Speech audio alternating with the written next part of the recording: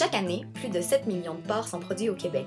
Chacun de ces cochons émet une tonne de lisier qui pollue nos eaux, notre air et nos sols. C'est un fait, l'industrie porcine a un impact écologique pas toujours rose. Les déjections porcines contiennent du phosphore, de l'azote, mais aussi des éléments polluants de leur alimentation, comme des antibiotiques et autres médicaments. L'eau qui s'écoule vers les fossés et cours d'eau sans être absorbée par le sol transporte avec elle des substances qui sont nuisibles aux milieux aquatiques. Les producteurs ont donc tout intérêt à fournir les efforts nécessaires afin d'améliorer leurs pratiques agro-environnementales. Donc aujourd'hui, on a la chance de faire la visite de la ferme Guillepart, ferme qui a gagné de nombreux prix. Je vous fais suivre avec moi. On va regarder ça. Vous allez voir quelque chose que probablement que vous n'avez jamais vu de votre vie. Chaque cochon de la ferme Guillepart consomme 200 kg de maïs et 50 kg de soya dans leur vie. Cette ferme, comme toutes les fermes canadiennes, doit respecter des normes et des lois bien précises. La réputation de l'industrie porcine a-t-elle été plus salie par les médias et les groupes de pression qu'elle ne l'est en réalité? Voici deux producteurs qui nous aident à mieux comprendre les enjeux de cette industrie. C'est carrément le phosphore, ça va dans le grain du maïs. Tu donnes ça aux cochons, les cochons ils produisent du phosphore, tu leur donnes au grain du maïs. Puis plus tu vas avoir du rendement, plus il faut que tu mènes du lisier. Mais c'est vraiment pas à notre avantage de le gaspiller parce que l'engrais chimique que je te parle, ça coûte extrêmement cher. C'est des affaires comme entre 4 et 800 pièces la tonne. Fait que tu vas demander à n'importe quel producteur de grains, tu vas lui demander s'il va avoir du lisier de porc sur ses terres. Tout le monde en veut. Mais comme je te dis, c'est noir puis ça pue. Quelles sont les actions que vous utilisez pour minimiser les impacts? Ben, c'est sûr que dans les impacts sur l'environnement, il y a une autre affaire que je t'avais pas parlé, c'est aussi moi qu'est-ce que je trouve que un des affaires qui est. Parce que on s'entend, quelqu'un qui va prendre son véhicule, qui va s'en aller à cabane à sucre ou qui va aller cueillir des pommes, il y a un impact sur l'environnement. Là.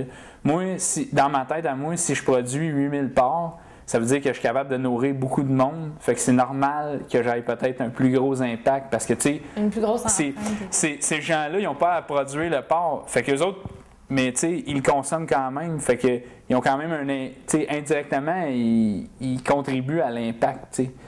Je m'exprime mal, là. Non, c'est excellent. Mais ce que aussi, un des autres, c'est qu'on consomme beaucoup d'eau, moi je trouve. Un désavantage. Je veux dire, le porc veut pas, lui, pour vivre, ça y prend de l'eau, c'est pareil comme un humain.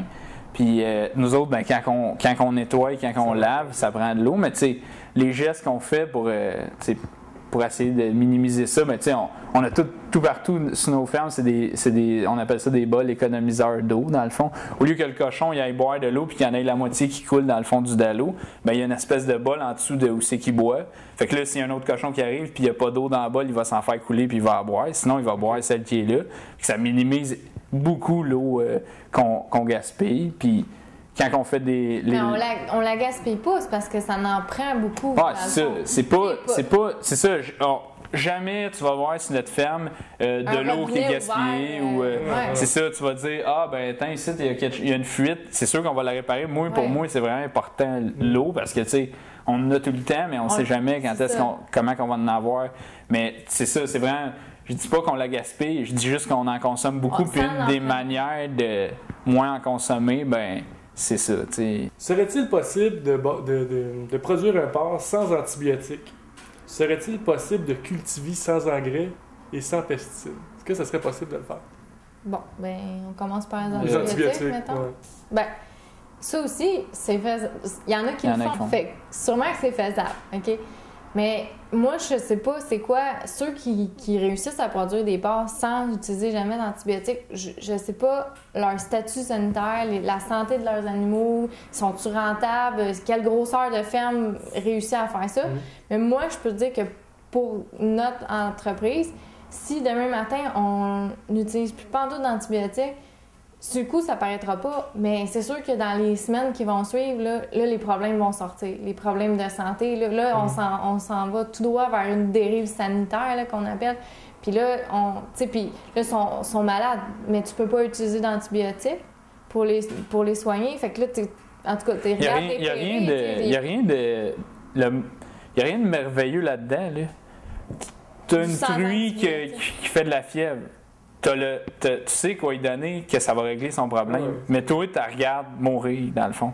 Fait que je vois rien de brillant là-dedans. C'est sûr que c'est parce que ce qui arrive, c'est que sûrement que le monde, ils se disent, s'il n'y a pas d'antibiotiques, tu sais, ça va être meilleur pour nous, mais tu sais, il y a tous les produits, tous les médicaments qu'on donne, ils ont tous ce qu'on appelle une période de retrait.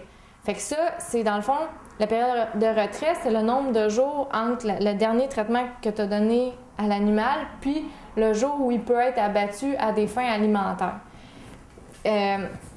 Puis cette période-là, les producteurs, on n'a pas le choix de la respecter parce que quand on envoie des animaux à l'abattoir, je ne sais pas à quelle fréquence, mais ils font des échantillonnages, puis ils testent la viande pour voir s'il y a des traces. Tu sais, si un éleveur n'a pas respecté sa période de retrait, bien, ça va paraître, là, ils vont le voir qu'il y a des médicaments dans la viande, tu sais. Puis là, à ce moment-là, bien, on est pris avec des amendes, puis tu sais, des problèmes. On a des cahiers de charges, là. Oui. On a à chaque fois qu'on pique un animal, il est écrit au moins à 2 endroits pour être sûr que si tu perds la première place que tu l'as écrit, tu l'as dans un autre registre, puis tu sais, c'est ça.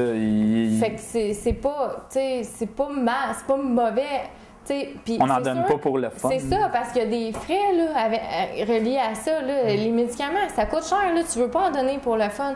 Fait que c'est pour ça que c'était important que le producteur, comme nous, mettons, qu'on travaille avec notre vétérinaire qui connaît l'état de santé de nos animaux, il sait qu'est-ce qu'il faut leur donner, puis il vient régulièrement, fait que lui, il peut ajuster. Il peut dire « OK, ben là, je pense que ça va bien, tu peux arrêter tel vaccin. » Ou OK, ben là, je vais te changer ta prescription d'antibiotiques parce qu'à longue, c'est pas bon d'utiliser toujours la même antibiotique, ça peut faire de la résistance aux bactéries. Le but, c'est d'en donner le moins possible. Ben c'est sûr, c'est bien plus économique pour nous, là, aussi. Ouais.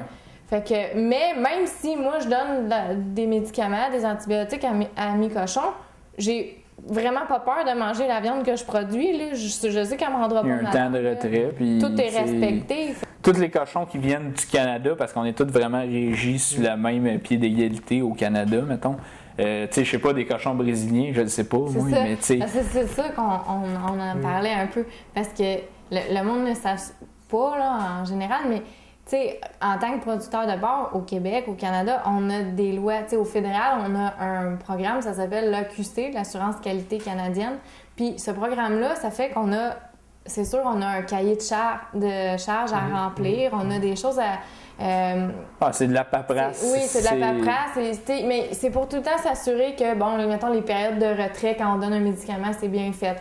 Que, mettons, la RIP qu'on utilise dans le transport des animaux est sans produits chimiques. Ou, tu sais, fait que dans le fond, c'est tout le but, c'est de produire la viande qui est le plus salubre possible, tu sais. Puis, dans le fond... Le bien-être animal aussi. Oui, depuis 2011, on a aussi le BEA, le bien-être animal, qui est un autre cahier de charge.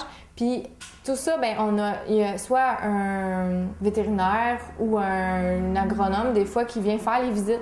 Puis toutes les fermes, on n'a pas le choix. Si on veut vendre nos porcs, il faut qu'on soit accrédité à l'AQC. Puis il y a tout le temps une personne, une fois par année, qui vient faire une visite, qui s'assure que les cahiers de charges sont remplis. Puis que même une fois par 3 ans, ils viennent visiter. Ils rentrent dans les porcheries, dans le moulage. Ces normes-là ne sont pas nécessairement les mêmes partout dans le monde. C'est ça qu'on faut. Ben c'est ça qu'on en venait à dire. C'est canadien. Ça, c'est canadien. Fait que, tu sais, États-Unis, je ne sais pas c'est quoi. Donc, le meilleur porc au monde, c'est canadien? Ben c'est sûr. Les producteurs de la ferme Guilleport sont un exemple de dirigeant moral qui accepte d'opter pour un comportement plus éthique. Et quoi dire du reste de l'industrie internationale? Pouvons-nous décider d'arrêter de consommer du porc? Qu'en est-il de sa légitimité cognitive? Elle est perçue comme nécessaire et inévitable, mais l'est-elle vraiment? Une chose est certaine, les Québécois ne sont pas prêts à mettre de côté leur consommation de porc. Un bon jambon à l'érable, ça vous dit?